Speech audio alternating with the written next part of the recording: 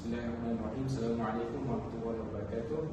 So, my name is Awang Syahmi bin Asrol, ID number 22B1005. I'm going to present about the course BE3307 Economic Development in the topic Addressing Youth Unemployment in Brunei, the role of Islamic microfinance and skills development initiatives. So, introduction. Brunei's Islamic economic context. So, Brunei has historically enjoyed a high living standard due to substantial oil and gas deposits. This had led to an economic structure heavily dependent on the hydrocarbon industry, contributing significantly to GDP and exports. However, this reliance presents challenges, notably economic diversification and establishing a robust non-oil economy. A prominent evolving economic challenge is youth unemployment, which has at times surpassed regional averages. So the first problem is high youth unemployment in Brunei. So Brunei has faced a historically high youth unemployment rate, exceeding the regional average. So in 2017, the youth unemployment rate aged 15 to 24 reached 28.9%, the highest among ASEAN nations, while this rate decreased to 16.5 youth unemployment rate in 2021. So a significant number of young Bruneians still struggle to find employment till this day. So this situation highlights a major problem within Brunei's economic framework. The unemployment issue is even worse for young Bruneians. It was constantly above 20% since 2008, as you can see here, and peaked at 31% in 2018. As you can see, in 2018, the rate was 31%, while it decreased or stayed at a lower level in all other ASEAN countries. So the second problem is skills mismatch and public sector preference. So young Bruneians tend to prefer public sector jobs, valuing their perceived security and benefits. There is a perceived imbalance between job opportunities and youth aspiration, particularly towards manual, skilled private sector jobs and technical trades like agriculture. Employers report that young job seekers often lack essential employability skills such as problem solving, risk taking, leadership, and entrepreneurial spirit. Some local private sector graduates are seen as not well prepared or resilient enough. So this has been described as rentier mentality, influenced by the state's distributive function. The rentier mentality refers to a societal mindset where people rely on income from assets or resources rather than their own labor. Often seen in rentier states where government revenue comes primarily from natural resources. This reliance can weaken the link between effort and reward, potentially undermining work ethic and political engagement.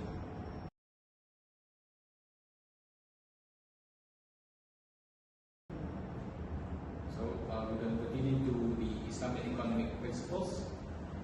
So foundation for solution. So Islamic economic principles, there are 6 here.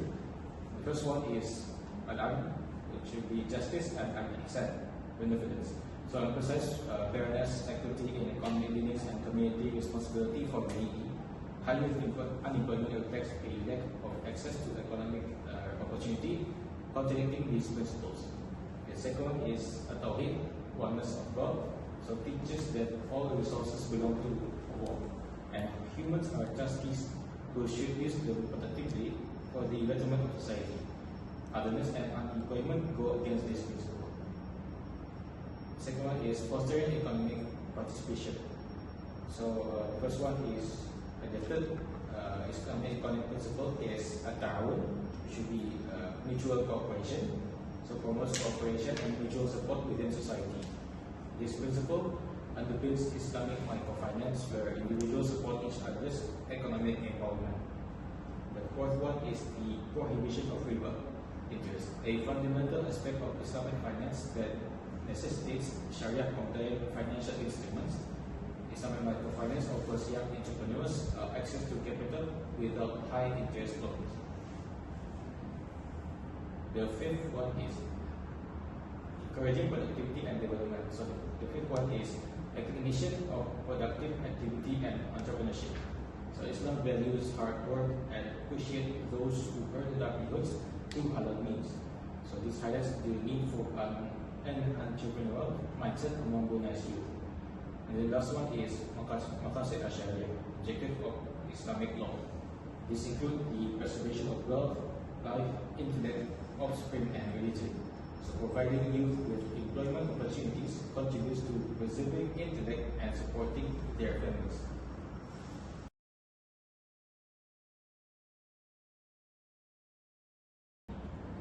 So we're going to continue to the solution number one, Islamic microfinance. So the first one, so Islamic microfinance for self-employment. So Islamic microfinance initiatives can be a key driver of self-employment and skill-based livelihoods for young people. These initiatives align with Islamic economic principles of equitable economic participation, risk sharing, and ethical finance. They can create productive opportunities for youth beyond the traditional focus on public sector employment. So these are the successful examples of Islamic microfinance. The first one is contemporary examples. So in Muslim majority nations like Bangladesh and Indonesia, Islamic microfinance institutions have successfully reached the economically disadvantaged, promoting entrepreneurship and income generation. So studies suggest that Islamic microfinance in Bangladesh has had a positive impact on poverty alleviation, particularly in rural areas. So despite some challenges such as fund limitation that might prevent reaching the absolute poorest, there is a strong desire among Muslims in Bangladesh to participate in Islamic microfinance over conventional interest-based models. And then Indonesia has a long history of microfinance implementation, starting in the early 1970s with Bank Rakyat Indonesia (BRI) being a key player in rural microbanking.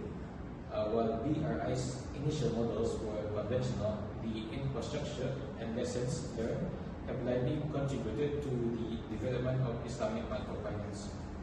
So after another example is Indonesia. After the Asian financial crisis, Indonesia began to implement Islamic microfinance with three main types of institutions.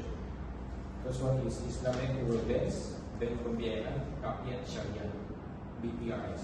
The second one is Savings and Credit Cooperatives, Koperasi Baitul Mal Bertamil, KBND, implementing a profit and loss sharing approach.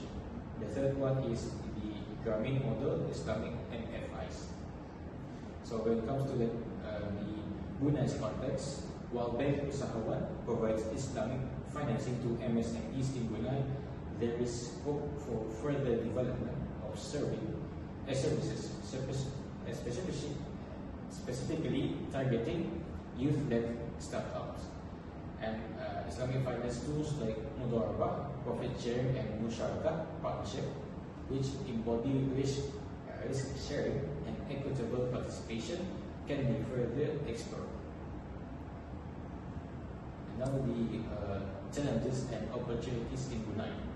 So the Japan's Per Casa program in Brunei highlighted challenges in outreach, sustainability, and effectively increasing clients' income. However, it also indicated the potential for improvement through better training and group lending models. Another one is the work of Islamic charitable endowments could provide sustainable funding for Islamic microfinance initiatives aimed at youth.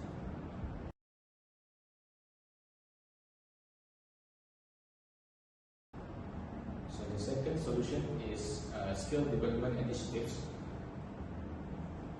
Skill development initiatives are targeted skills development programs grounded in Islamic principles of productivity and lifelong learning are crucial. Aligning vocational training with market demand and promoting private sector engagement are essential. So learning from historical and contemporary cases of successful education reform is important. So the historical and contemporary lessons. Contemporary lessons in Norway. Norway emphasizes vocational training equally with academic qualifications and has strong labor market policies resulting in lower youth unemployment in a resource-rich country. The historical example in the Ottoman era, the guild system Ahi, which the guild system was a prominent organization within the Ottoman Empire, primarily composed of craftsmen and tradesmen who were united by shared principles of morality, generosity, and hospitality. It's believed to have originated with Ahi Evren, a 13th century leather worker who organized his fellow gentlemen in Anatolia. So the guild system provided vocational training, ethical business practices, and social welfare, incorporating Islamic values. Apprentices learned practical skills and followed a code of conduct reflecting Islamic ethics. Now, the enhancing skill development in Brunei. Brunei can learn from Norway by ensuring its vocational and technical education pathways are aligned with the needs of a diversified economy. These pathways should equip youth with marketable skills for jobs that provide a decent standard of living. Establishing mentorship programs guided by Islamic principles could further support the development of young professionals and entrepreneurs. The third one is integrating Islamic values into skill development initiatives is crucial, emphasizing continuous learning, mastery of skills, income, and the dignity of labor in all permissible professions. Now the practical applications for Brunei. The Islamic microfinance and vocational training. So the first one is targeted Islamic microfinance for youth. So develop Sharia compliant microfinance solution specifically for youth-owned startups in non-oil sectors, encouraging financial institutions to provide in all those sectors, encouraging financial institutions to partner and share risk. The second one is strengthening vocational training, invest in and reform vocational training institutions to provide high quality industry relevant skills to address the existing skill mismatch. Now the entrepreneurship and public awareness. The first one is Islamic ethically based entrepreneurship development programs. Implement holistic programs combining university studies with comprehensive entrepreneurship training rooted in Islamic ethics to foster just and sustainable businesses. The second one is public awareness campaigns. Design campaigns to positively change perceptions about private sector jobs and skilled trades, highlighting their importance and growth potential in line with Islamic values, promoting diverse economic contribution. The third one is Islamic fintech for startup funds. Utilize Islamic fintech platforms like crowdfunding to provide Sharia compliant access to capital and enhance financial inclusion for young entrepreneurs. In conclusion, addressing youth unemployment requires tackling their preferences for public sector jobs and the mismatch between youth skills and private sector demands. Islamic economic principles through ethical finance, risk sharing, and social responsibility offer valuable frameworks. The third one is Islamic microfinance and targeted skill development initiatives can empower youth, foster entrepreneurship, and contribute to a more diversified and robust economy in Brunei. That's all for me. Assalamualaikum warahmatullahi wabarakatuh.